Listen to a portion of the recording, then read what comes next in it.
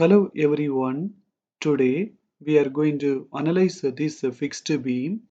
The span of the beam is given as 9 meter. In the beam there is a uniformly distributed load 16 kN per meter. It acts in the left half. Then there is a point load 36 kN. It acts at a distance of 6 meter from the left support.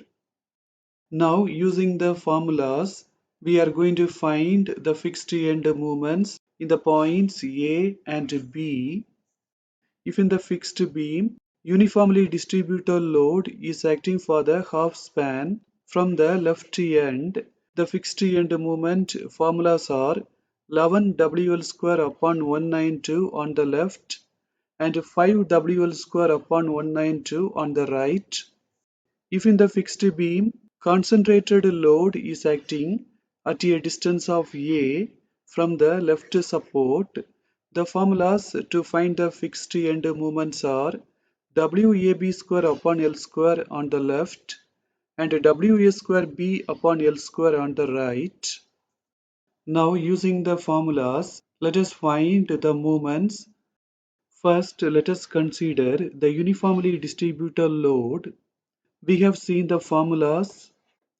In these formulas, W is 16 and L is 9. We can apply them. Now let us consider the point load. We have seen these two formulas. Here W is 36, A is 6, B is 3 and L is 9. We can apply the values in the formulas. When we add these two, we will get MA, and when we add these two, we will get MB. We have calculated the moments in the points A and B. Now we are going to find the vertical reactions RA and RB. First, let us find RA.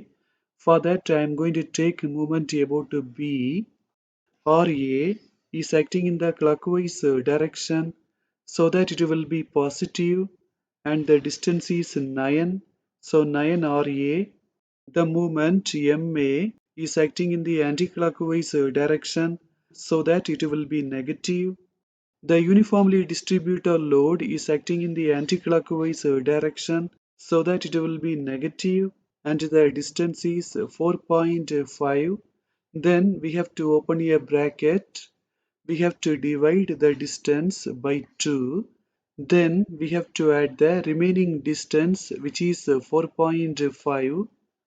The point load is acting in the anti-clockwise direction so that it will be negative and the distance is 3. The moment MB is acting in the clockwise direction so that it will be positive. Finally, for RA, we will get 67.833 kilonewton. Now let us apply the rule sigma V is equal to 0 and find RB. RA and RB are acting upwards, so both of them are positive. The uniformly distributed load is acting downwards, so that it will be negative, and the distance is 4.5. The point load is acting downwards, so it is also negative. For RB, we will get 40.167 kilonewton. Now let us find the shear force values. I have found the shear force values from the point A. In this case, we have to follow right hand side rule. Upwards will be positive and downwards will be negative. Using the shear force values, we can draw the shear force diagram. In this point, the shear force becomes 0. In this point, there will be maximum positive bending moment. Let us make a section in this point and find the distance.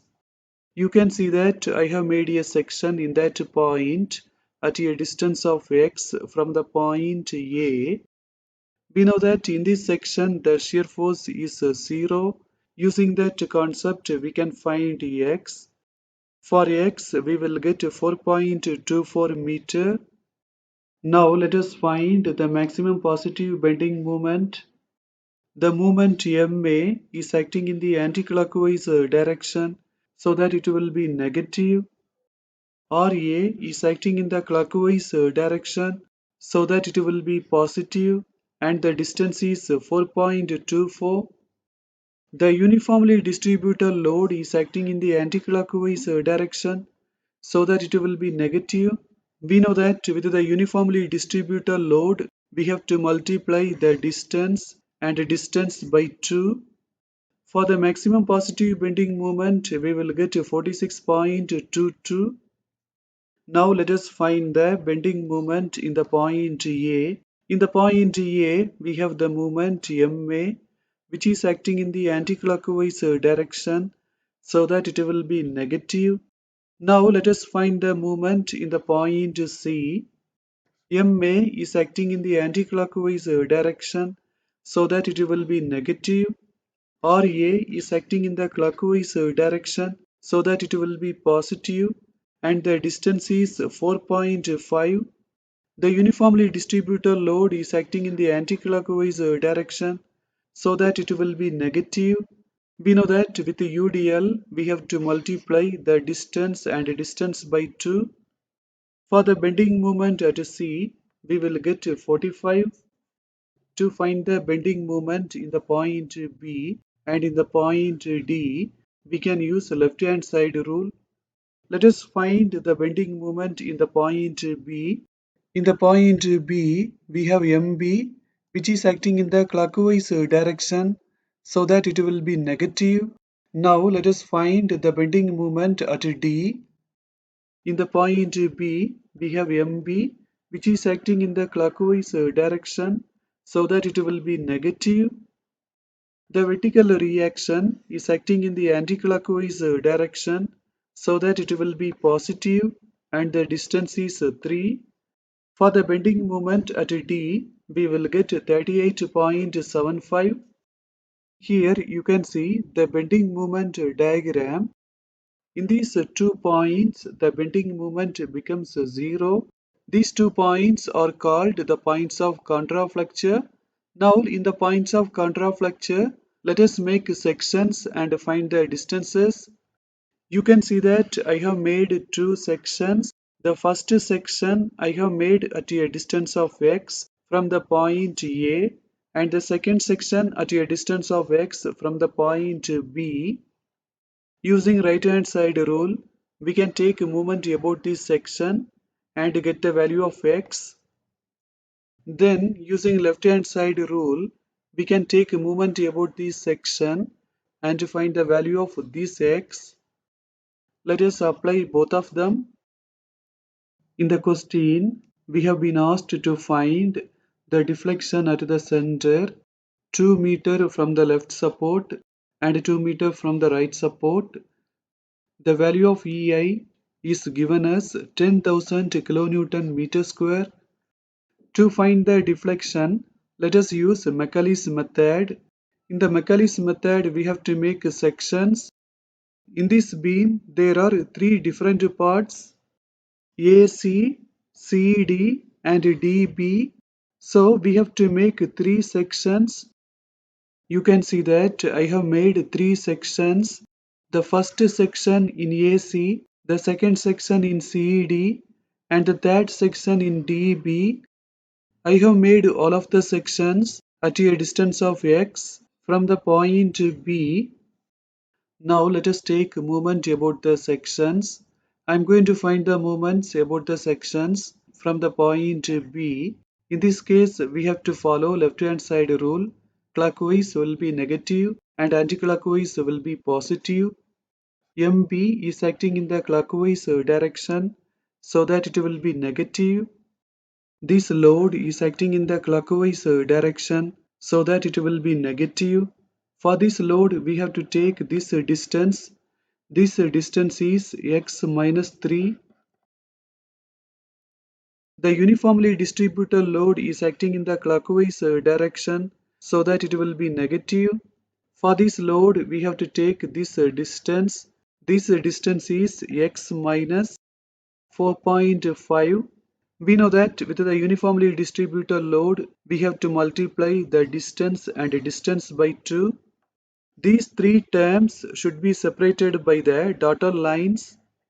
16 upon 2, we will get 8. When we multiply these two, we will get x minus 4.5 the whole square. Now let us equate mxx with ei d square y upon dx square. Now let us integrate on both the sides. To integrate these two terms, we have to use this formula, and to integrate x minus 3 and x minus 4.5 the whole square, we have to use this formula. When we integrate d square y upon dx square, we will get dy upon dx. In this term, there is no x, so we have to just multiply with the x. When we integrate x, we will get x square upon 2. When we integrate x minus 3, we will get this. And when we integrate x minus 4.5 the whole square, we will get this. C1 is the constant.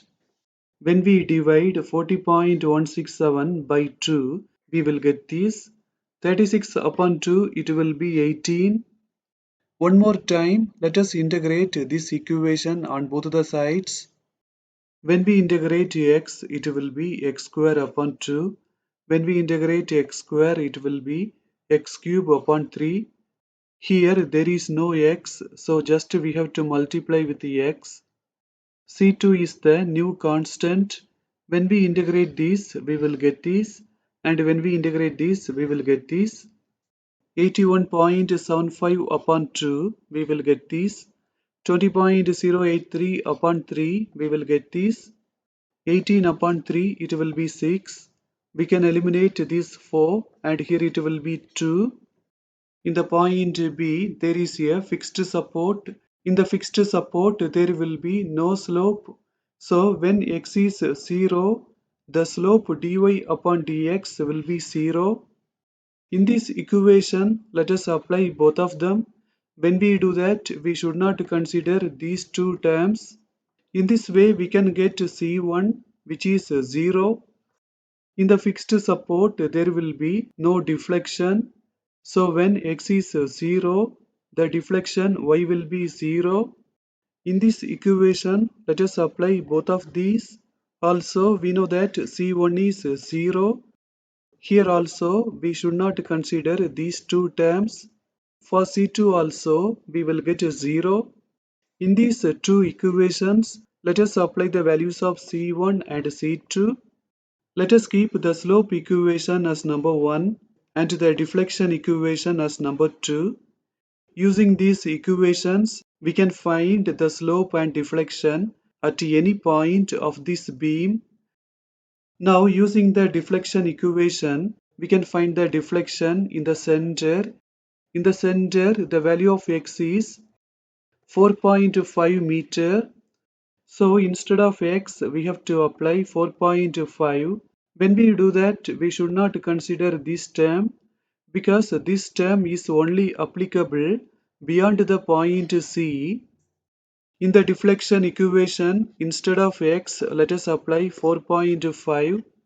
In the question, the value of EI is given. Let us apply that. For the deflection, we will get a negative value. That means the deflection is downwards. Now let us find the deflection at 2 meter from the right side. So in the deflection equation, instead of x, we have to apply 2. When we do that, we should not consider these two terms. When we apply 2 instead of x, we will get the deflection at 2 meter from the right side as 10.99 millimeter. Now we are going to find the deflection at 2 meter from the left side. So the value of x will be 9 minus 2, so it will be 7. So instead of x, we have to apply 7. In this case, we have to take all of the terms in the equation. When we apply 7 instead of x, we will get the deflection at 2 meter from the left side as 11.68 millimeter. Now we are going to end this session. Thank you for watching this video.